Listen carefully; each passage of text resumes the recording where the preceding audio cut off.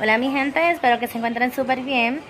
Bueno, se supone que ya la broma me toque a mí. Mi marido me quiere hacer una broma, pero ¿qué tipo de broma va a hacer?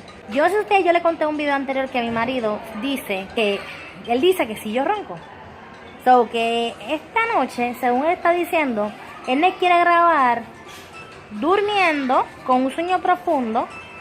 Ven acá, papi. Papi, cuéntame qué es lo que tú quieres hacer. Grabarte que tú roncas como un tacho, un cocodrilo.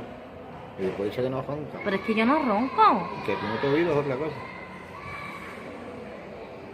Tú me grabaste roncando a mí, te va a tocar a ti. La agüita llega. Ok, mi gente, vamos a ver qué pasa, porque yo esta noche, yo no me atrevo a quedarme dormida, porque me da miedo que me vayan a grabar roncando. Yo no ronco, les estoy diciendo, yo no ronco.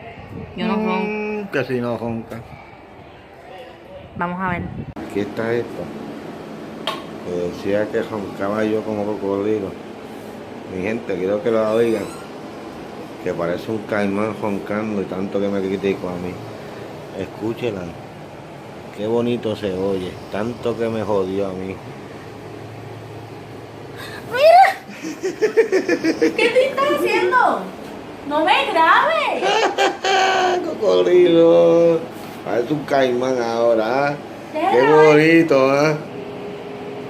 Hombre malo.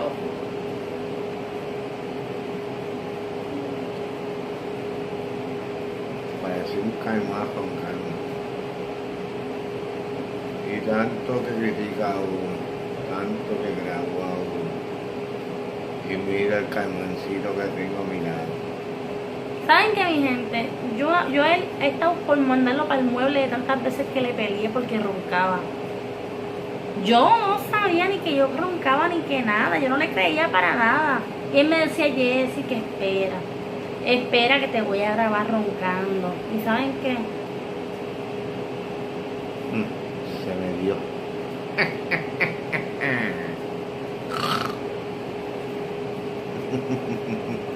Bueno, mi gente, se me cuidan.